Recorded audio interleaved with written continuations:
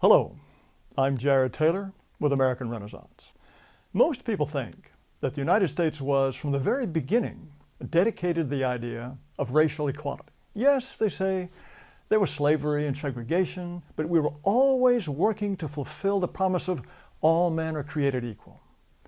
Of course, Thomas Jefferson, who wrote those words, was a slaveholder who didn't think the races were equal at all. But that phrase from the Declaration of Independence will haunt his memory forever. Not many people know that in 1776, there were black slaves in all 13 colonies and in the entire New World, from Canada to the tip of South America. In 1770, 40% of the white households in Manhattan owned slaves, and there were more slaves in the colony of New York than in Georgia. 9 of the first 11 presidents were slaveholders. The 2 exceptions were John Adams and John Quincy Adams. Jefferson thought slavery was a bad thing and that slaves would eventually be freed, but he wanted freed slaves sent back to Africa. There's a quotation from him on the wall of the Jefferson Memorial that goes like this: "Nothing is more certainly written in the book of fate than that these people are to be free." Well, in the original, Jefferson didn't stop there, adding, "Nor is it less certain that the 2 races equally free cannot live in the same government." That part has been conveniently forgotten. He wanted blacks deported and separated from whites so that they would be, and I quote, "beyond the reach of mixture." James Madison agreed. He wanted the U.S. government to buy up every slave and deport them. After he served as president, he ran the American Colonization Society, which was set up to send blacks back to Africa. At the inaugural meeting of the society, Henry Clay explained its purpose, quote, "to rid our country of a useless and pernicious, if not dangerous, portion of the population." Some of the most famous early Americans were not just members of the Colonization Society, they were officers. Besides Madison, there were Andrew Jackson, Daniel Webster, Stephen Douglas, William Seward, Francis Scott Key, Winfield Scott, and John Marshall. James Monroe worked so hard to help freed American slaves leave the country and establish Liberia that grateful Liberians named their capital Monrovia in his memory. The founders wanted blacks out and whites in. After the U.S. Constitution was ratified, the very first United States Congress had to decide who could be an American.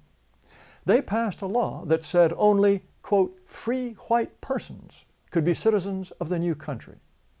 Blacks couldn't be citizens even if they had been living in the colonies for generations.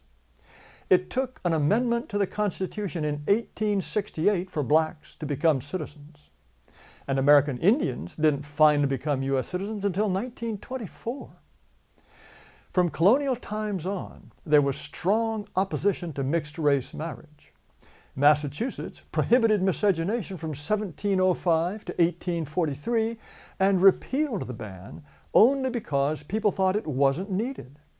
They thought the idea of mixing was so repellent that no one would do it even if it were legal. Of the 50 United States, 44 at one time had laws prohibiting interracial marriage. White people did not want blacks to vote. In 1855, there were 31 states in the Union, but blacks could vote only in 4. All of them were in New England, and together they had only 4% of the total black population of the country. The federal government made sure that blacks couldn't vote in the territories. When Oregon joined the Union in 1859, its constitution stated that no black person could come live in or even visit the state. But Abraham Lincoln, the great emancipator, didn't he believe in racial equality? No. During the Lincoln-Douglas debates, he said this: "I am not, nor ever have been, in favor of making voters or jurors out of Negroes, nor of qualifying them to hold office, nor to intermarry with white people. There is a physical difference between the white and black races which I believe will forever forbid the 2 races living together on terms of social and political equality." Lincoln agreed with Jefferson. He wanted to free the slaves and then deport them. In 1862, Lincoln had the Civil War on his hands, but he was so worried about what to do with free blacks that he named a commissioner on immigration and sent him off to look for countries that would take in the blacks he wanted to be rid of. He also sent a message to Congress calling for free blacks to be deported. U.S. presidents usually say only bland, non-controversial things. Well, this is what some of them said about race. James Garfield wrote, "I have a strong feeling of repugnance when I think of the Negro being made our political equal, and I would be so glad if they could be colonized, sent to heaven, or got rid of in any decent way." Theodore Roosevelt wrote that he had, quote, "not been able to think out any solution to the terrible problem offered by the presence of the Negro on this continent." As for Indians, he said, quote, "I don't go so far as to think that the only good Indians are the dead Indians, but I believe 9 out of 10 are, and I shouldn't inquire too closely into the health of the 10th. William Howard Taft once told a group of black college students, "Your race is adapted to be a race of farmers, first, last, and for all times." Warren Harding thought the races would always be separate. Quote, "This is not a question of social equality, but a question of recognizing a fundamental, eternal, inescapable difference."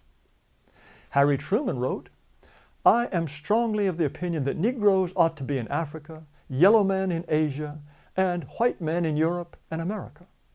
He also referred to the black servants in the White House as, quote, "an army of coons."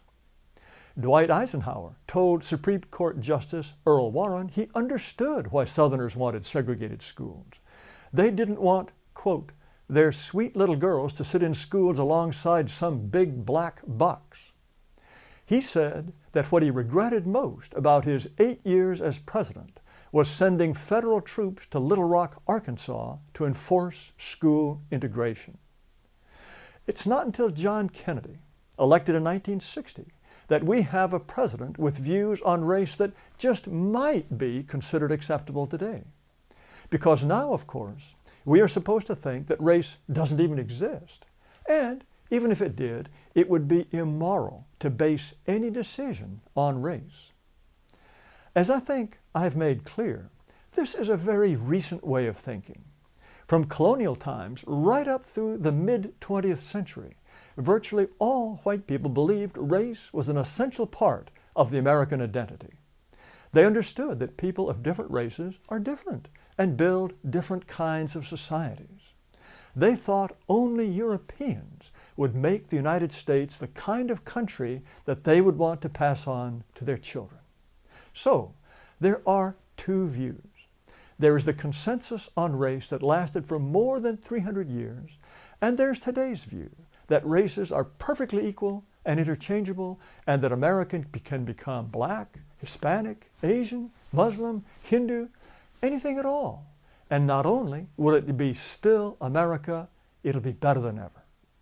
Well, which view is correct? Just look around. Read the news. I think you'll find the answer. Thanks for watching, and be sure to subscribe to our YouTube channel and visit our website at amren.com.